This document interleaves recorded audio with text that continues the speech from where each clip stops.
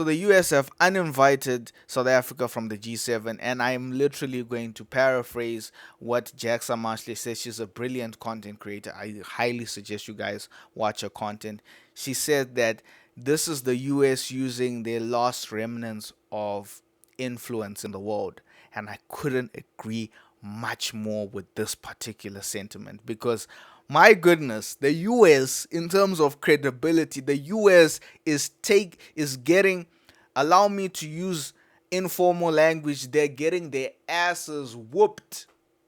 They're getting their asses whooped on the global stage. I don't want to even lie to you. That's the best way I can put it, because we're in a situation where the US is struggling to beat Iran. The US are losing to Iran.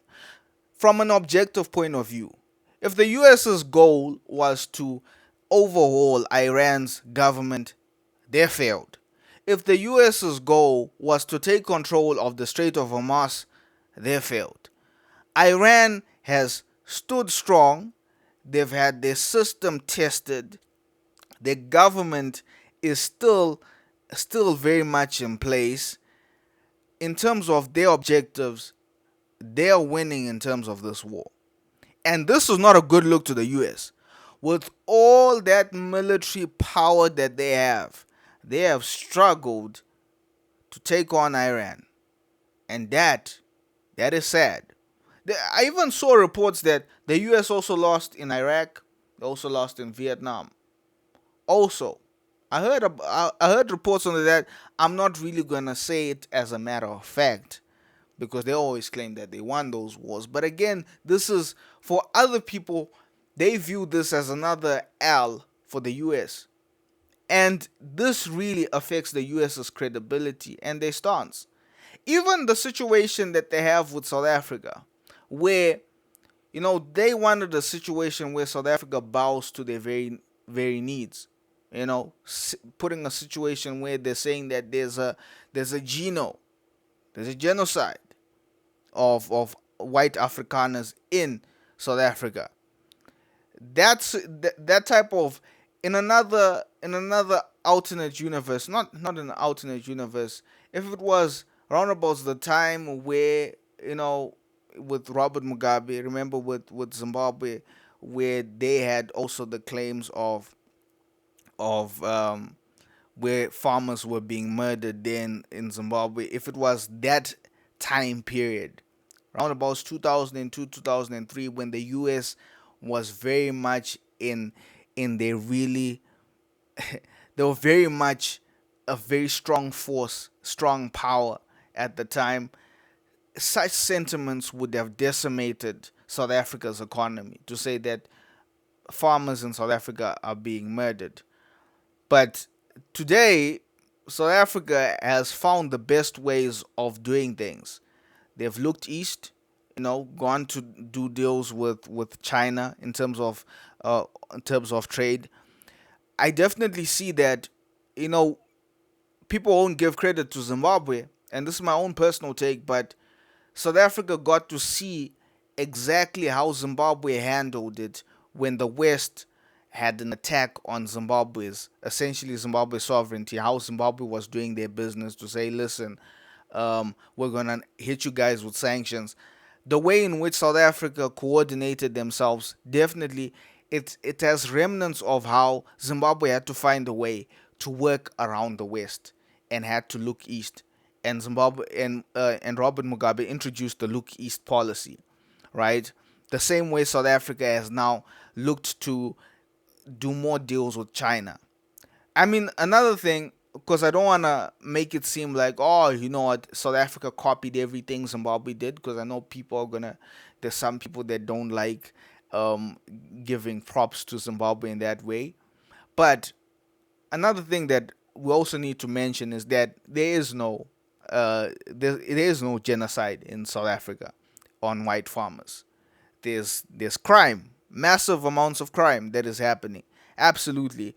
But a genocide, very strong word to use, and so that too also works to South Africa's advantage. That most of the world just looks at what the U.S. is doing and they're like, nah, you guys are lying. But that's also a testament on how the US's influence is definitely waning, because people didn't even give even give even a cent, give even an inkling of attention to what the US was saying, to what Donald Trump was saying about the situation of white farmers in South Africa. They didn't even give that the time of day.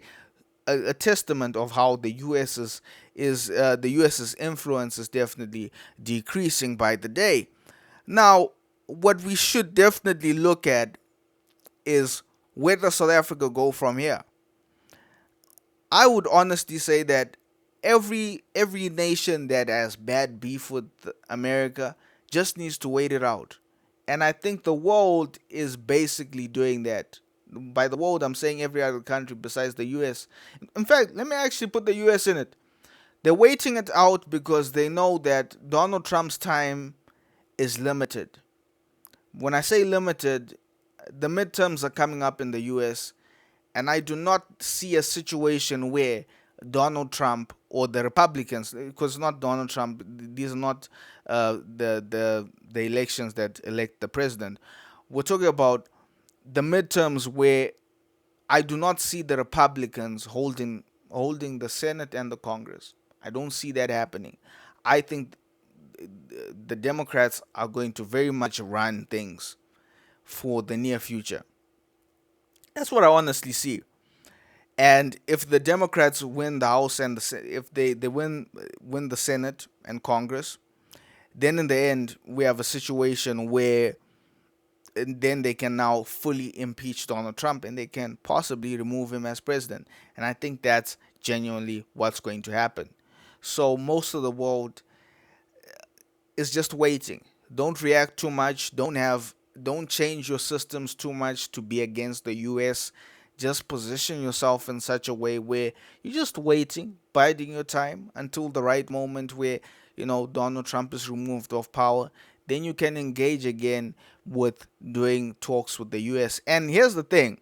I'm not a person that stays in America, but America's gonna need at least at the bare minimum, at least 2 terms. In fact, to make it safe, 3 terms of the Democrats running the country. They need 3 terms of the Democrats running the country. America, I'm gonna say it again. America needs 3 terms of the Democrats running the country, because the damage that Donald Trump, or the damage that the Republicans are doing, because I'm not going to just reduce it down to one man. I think the Republicans in general, the damage that they've done within a short time frame cannot be undone with 1 term. I'll give an example. Many people were complaining about, oh, the World Health Organization that Donald Trump has pulled out now. No, Donald Trump pulling out of the World Health Organization, that happened like during his first term. That happened during his first term, and it's only taking place now. If I look at, because I've got a database system where I can basically try and trace the different moves that the US have been doing, where they've pulled out, to say they've pulled out of different World Health Organization, different UN subsets. I can trace all of that. Some of the things you'd be surprised that happened in Donald Trump's first term. And then Biden comes in, then tries to reverse all of that. He tries to reverse all of those things. But then his term finishes before he can reverse all of that. Then Trump comes in, then he just basically makes sure that everything that Biden was trying to reverse, he then puts it into motion to say, no, we want to follow through with what we said. If I wanted to pull out of World Health Organization, if Biden was trying to reverse that, listen, World Health Organization, put that back into motion. We don't want to reverse it. So that's why I said you're gonna need at least 2 terms, because whatever organizations, whatever multilateral agreements that Donald Trump is pulling out of now cannot be undone in 4 years. You can't. You're gonna need 8 years. Safely 12 years. If we're talking about pure safety, 12 years of the Democrats running things would put America back in a situation where their foreign policy is a lot better. Because a lot of people don't know this. America, its strength is in its foreign was always in its foreign policy. These different organizations, the UN, um, what are the organizations? The UN, WHO, the IMF. These are all institutions that the US made. That they were central to these institutions. If the US now wants to have a situation where their foreign policy is terrible, where they want to isolate themselves, they're the ones that are going to feel the brunt of it the worst.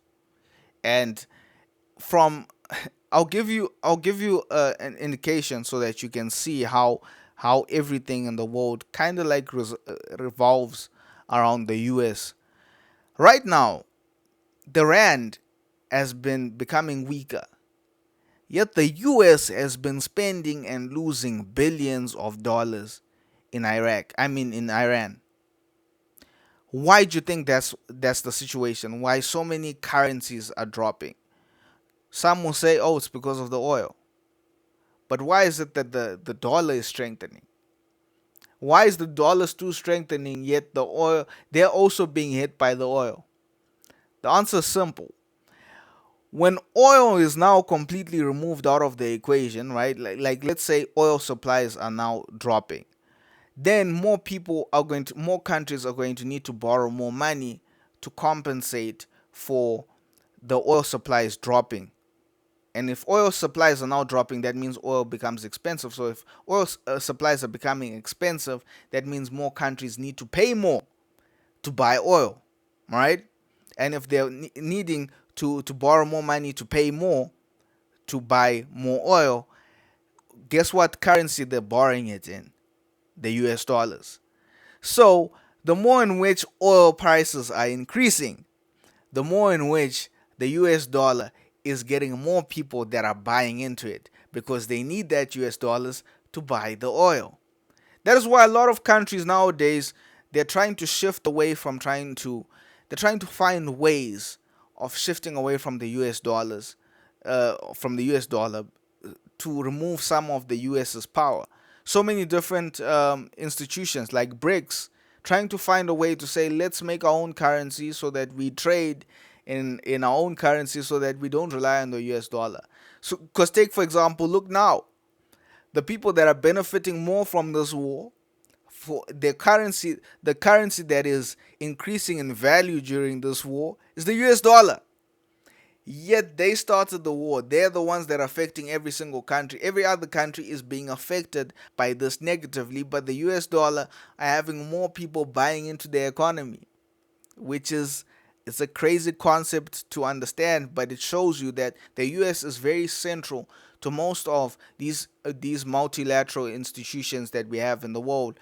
And the world, having seen how Donald Trump, when you have a bad, I wouldn't say bad leader because yeah, I don't I don't want to pass judgment, but when you have a leader like Donald Trump at the helm of the country, that is where, when you've got all that power in the hands of a man like Donald Trump, you get to see that all your countries are relying on a system where just one man can ultimately put your countries in an economic state that is very fragile.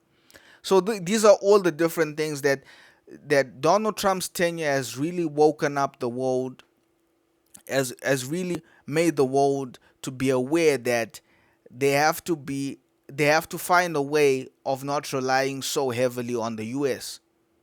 And the US, I don't know why, but the US have, maybe Donald Trump not having the full extent of how the US system works, believes that the US have always been getting a raw deal, not really understanding that maybe he doesn't really understand that the US, the world basically, is a system that the US were at the center of designing. I'll give you a prime example. Let me see if I can remember it with the Russia and Ukraine war. if I'm not wrong, yes, if I'm not wrong, Russia's payment system took a hit because the US said that, listen, we're pulling out of we're going to issue out sanctions on Russia because of the Russia-Ukraine war, right? And basically halting the payment system. And the world was like, wow, the US have that amount of power where they can affect the payment systems of our countries. So that gives you really a prime example of how much power and influence the US have. And this tenure by Donald Trump has created the situation where countries are now moving away from relying on the US, and now they're seeking partnerships with other countries. Countries like Britain are now doing talks with China. Things that we would have never seen in our lifetime. Britain was always a country that had some level of moral authority to say they're not happy with the way China is handling their government. But now they are now saying that, listen, let's go and do business with China. That Britain is just one prime example of the world starting to see that the US influence is very much fragile. The US influence can be detrimental when it is in the hands of a leader like Donald Trump. That is why more countries are moving away from them to try and find a way so that they are a lot more economically independent, a lot more economically sustainable without the US influence. But unfortunately, every once in a while, countries like France will show how much the US still have influence. The fact that they've uninvited South Africa because of pressure from the US. It would be interesting to know what the US said or what the US pressured France um, in order to get that to happen.